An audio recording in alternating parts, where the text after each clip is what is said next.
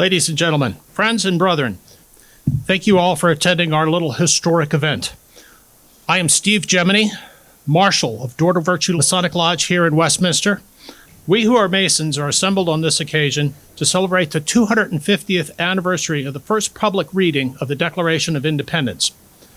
While the Continental Congress, after weeks of debate, voted to declare independence on July 2nd, the Declaration of Independence wasn't ratified until July 4th, which we celebrate as Independence Day.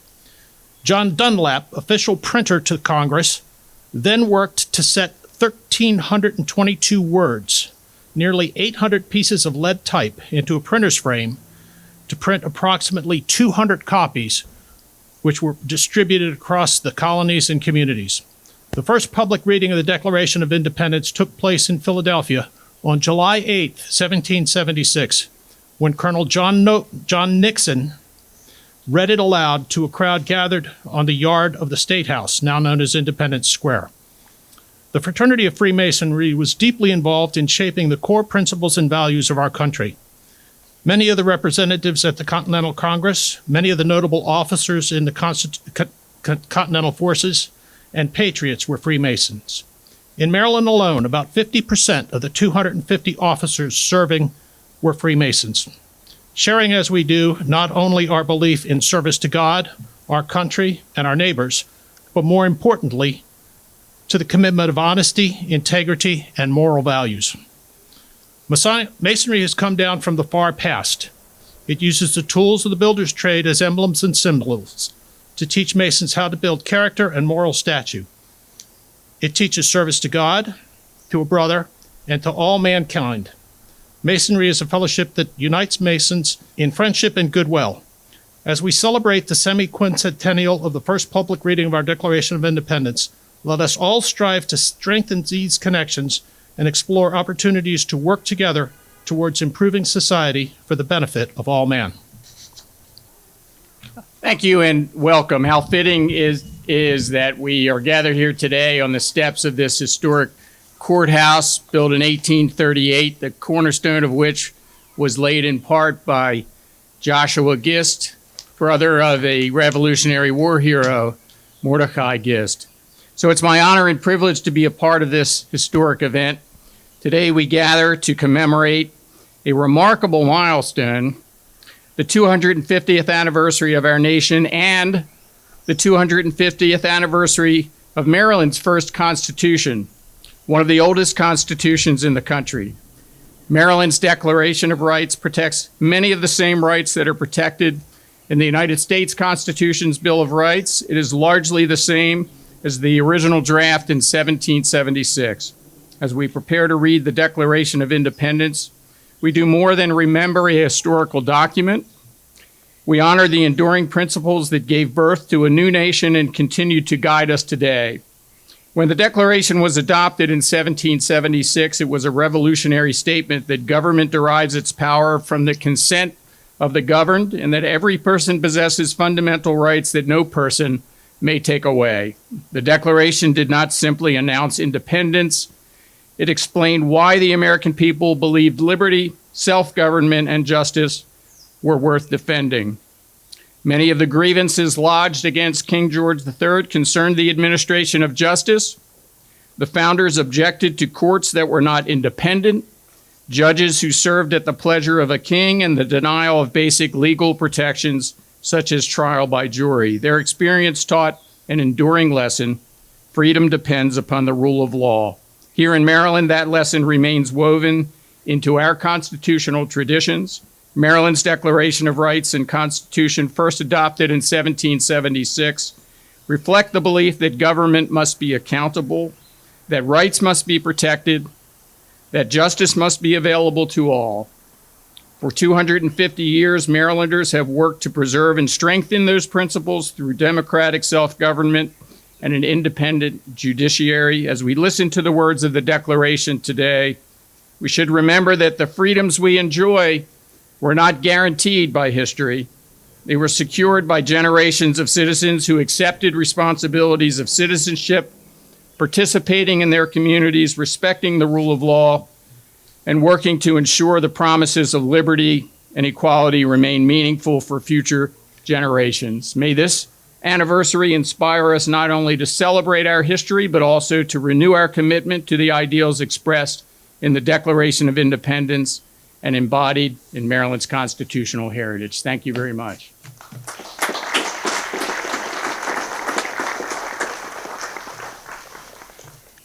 Hey, how's everybody doing? Good to see everybody. I'm Chris Tomlinson. Like you said, I represent Carroll and a little bit of Frederick County, along with Senator Justin Reedy and Delegate April Rose.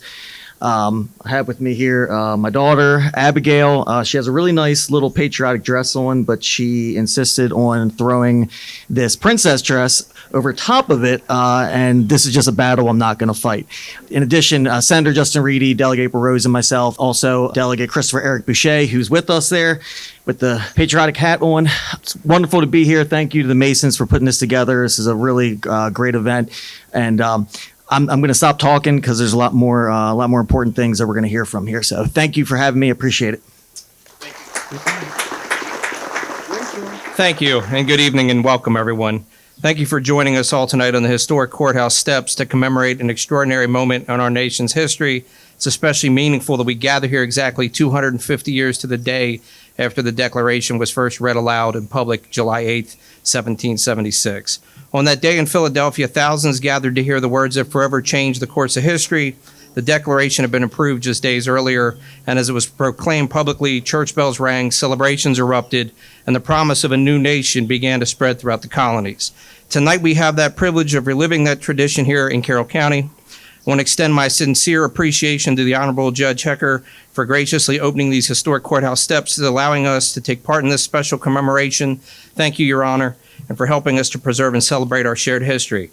I also want to thank the Door to Virtue Masonic Lodge for organizing and executing this event. Tonight, we all become part of history. It's also fitting that we remember that Charles Carroll of Carrollton, the last surviving signer of the Declaration of Independence, and the man for which Carroll County is proudly named. The signers represented tremendous courage and unwavering commitment to the ideals of liberty and self-government. Their legacy continues to inspire all of us 250 years later. As we prepare to hear these timeless words once again, let us remember that the Declaration is more than a historic document.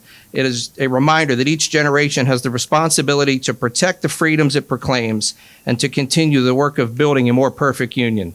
And thank you. Good evening. I'd like to start by thanking the Door to Virtue Lodge number 46, Ancient, Free, and Accepted Masons of Maryland, for hosting this reading of the Declaration of Independence. The Declaration was more than just a statement of independence. It expressed ideas about freedom, equality, and self-government that have influenced people around the world for generations. Although the nation has continued to work fully towards living up to those ideals, this document remains a symbol of the values on which the United States was founded. As we commemorate our nation's semi-quincentennial, we honor not only the vision of our founders, but also the generations of Americans who have worked to preserve, defend, and expand the promise of liberty. Our history includes remarkable achievements, difficult struggles, and a continued commitment to building a more perfect union. The Declaration of Independence is not just a document from the past. It is a reminder that the ideals of liberty and equality remain important today, both across the United States and in communities like Westminster, Maryland, where history and civic pride continue to inspire future generations. As we celebrate this historic milestone, may we reflect on the blessings of freedom, express gratitude to those who have served our country, and renew our dedication to the ideals that unite us. Happy 250th, and may the spirit of liberty continue to guide our nation for generations to come. Thank you.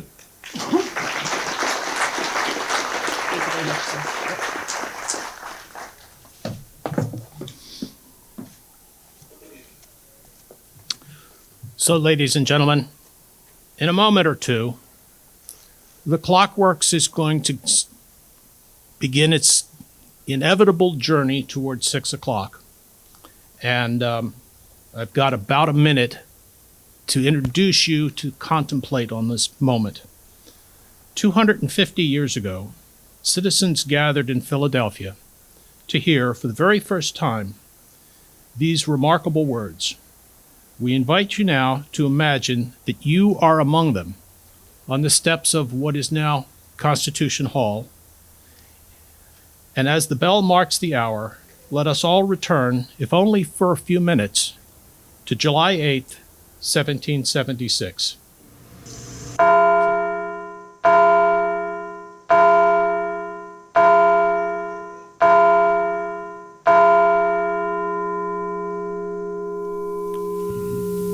When, in the course of human events, it becomes necessary for one people to dissolve the political bands which have connected them with another, and to assume among the powers of the earth the separate and equal station to which the laws of nature and of nature's God entitle them. A decent respect to the opinions of mankind requires that they should declare the causes which impel them to the separation. We hold these truths to be self-evident, that all men are created equal, that they are endowed by their Creator with certain unalienable rights, that among these are life, liberty, and the pursuit of happiness. That to secure these rights, governments are instituted among men, deriving their just powers from the consent of the governed. That whenever any form of government becomes destructive of these ends, it is the right of the people to order or abolish it, and to institute new government, laying its foundation on such principles and organizing its powers in such form as to them shall seem most likely to affect their safety and happiness.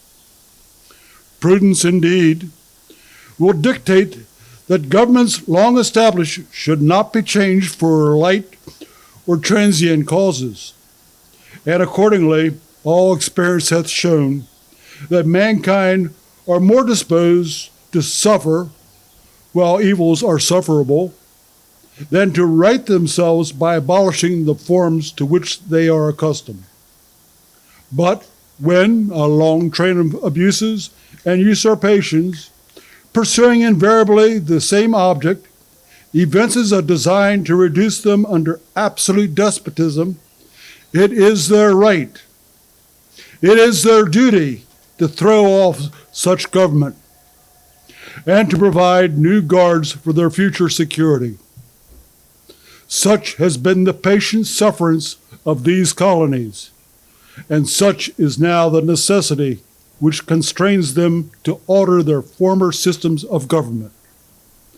The history of the present King of Great Britain is a history of repeated injuries and usurpations, all having in direct object the establishment of absolute tyranny over these states. To prove this, let the facts be submitted to a candid world. He has refused his assent to laws, the most wholesome and necessary for the public good. He has forbidden his governors to pass laws of immediate and pressing importance, unless suspended in their operation until his assent should be obtained.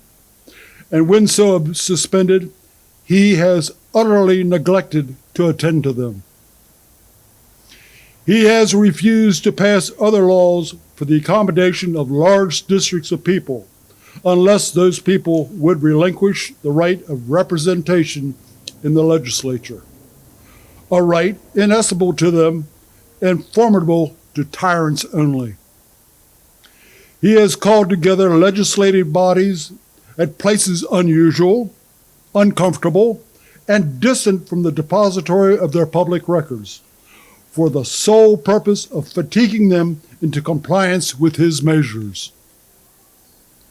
He has dissolved representative houses repeatedly for opposing with manly firmness his invasions on the rights of the people. He has refused for a long time, after such dissolutions, to cause them to be elected, whereby the legislative powers, incapable of annihilation, have returned to the people at large for their exercise, the state remaining in the meantime exposed to all the dangers of invasion from without and convulsions from within.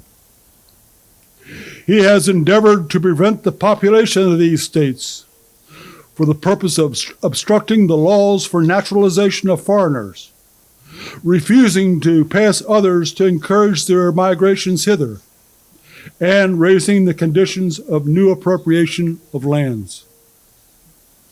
He has obstructed the administration of justice by refusing his assent to laws for establishing judiciary powers.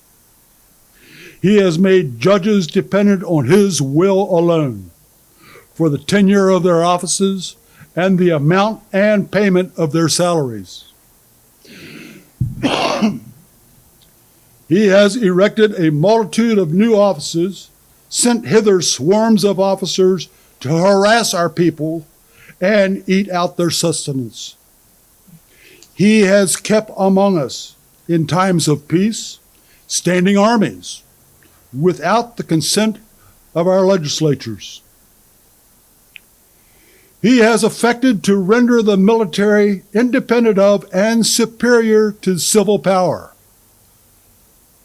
He has combined with others to subject us to a jurisdiction foreign to our Constitution and unacknowledged by our laws, giving his assent to their acts of pretended legislation, for quartering large bodies of armed troops among us, for protecting them by mock trial from punishment for any murders which they should commit on the inhabitants of these states, for cutting off our trade with all parts of the world, for imposing taxes on us without our consent, for depriving us in many cases of the benefits of trial by jury, for transporting us beyond seas to be tried for pretended offenses, for abolishing the free system of English laws in neighboring province, establishing therein an arbitrary government, and enlarging its boundaries so as to render it at once an example and a fit instrument for introducing the same absolute rule into these colonies, for taking away our charters, abolishing our most valuable laws, and altering fundamentally the forms of our governments, for suspending our own legislatures and declaring themselves invested with power to legislate for us in all cases whatsoever. He has abdicated government here by declaring us out of his protection and waging war against us. He has plundered our seas, ravaged our coasts, burned our towns, and destroyed the lives of our people. He is, at this time, transporting large armies of foreign mercenaries to complete the works of death, desolation, and tyranny, already begun with circumstances of cruelty and perfidy, scarcely paralleled in the most barbarous ages, totally unworthy of the head of a civilized nation. He has constrained our fellow citizens taken captive on the high seas to bear arms against their country, to become the executioners of their friends and brethren, or to fall themselves by their hands. He has excited domestic insurrections among us, and has endeavored to bring on the inhabitants of our frontiers, the merciless Indian savages, whose known rule of warfare is undistinguished destruction of all ages, sexes, and conditions. And in every stage of these oppressions, we have petitioned for redress in the most humble terms. Our repeated petitions have been answered only by repeated injury. A prince whose character is thus marked by every act which may define a tyrant is unfit to be the ruler of a free people. Nor have we been wanting in the intentions to our British brethren. We have warned them from time to time of the attempts by their legislatures to extend an unwarrantable jurisdiction over us. We have reminded them of the circumstances of our immigration and settlements here. We have appealed to their native justice and magnanimity, and we have conjured them by the ties of our common kindred to disavow these usurpations, which would invariably interrupt our connections and correspondence. They too have been deaf to the voice of justice and consanguinity.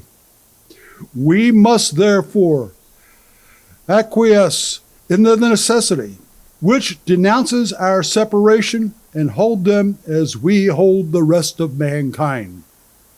Enemies in war, in peace, friends. We therefore, the representatives of the United States of America, in General Congress, assembled, appealing to the Supreme Judge of the world for the rectitude of our intentions, do, in the name and by the authority of the good people of these colonies, solemnly publish and declare that these united colonies are, and of right ought to be, free and independent states, that they are absolved from all allegiance to the British Crown, that all political connection between them and the state of Great Britain is and ought to be totally dissolved, and that as free and independent states, they have full power to levy war, conclude peace, and contract alliances, and establish commerce, and to do all other acts and things which independent states may of right do. And for the support of this declaration, with a firm reliance on the protection of divine providence, we mutually pledge to each other our lives, our fortunes, and our sacred honor. Signed by order in behalf of the Congress, John Hancock, President. Attested to by Charles Thompson, Secretary.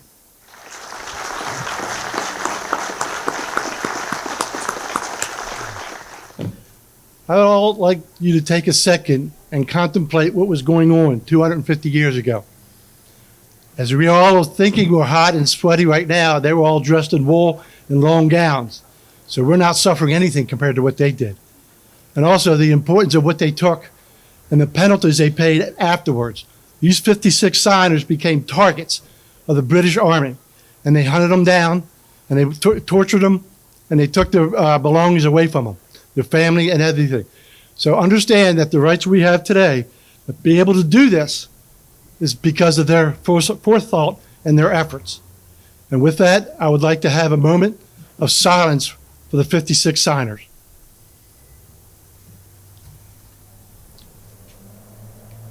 And finally, I would like us all to express our sincere appreciation to the American Legion Color Guard for honoring us with their participation today.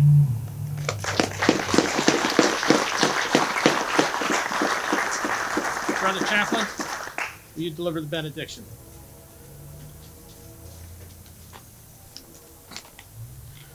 Let us pray. May the blessings of heaven rest upon us and all citizens of these United States. May we always cherish and protect these precious freedoms. May brotherly love prevail and every moral and social virtue cement us. Amen. So let it be. Color Guard, retire the colors.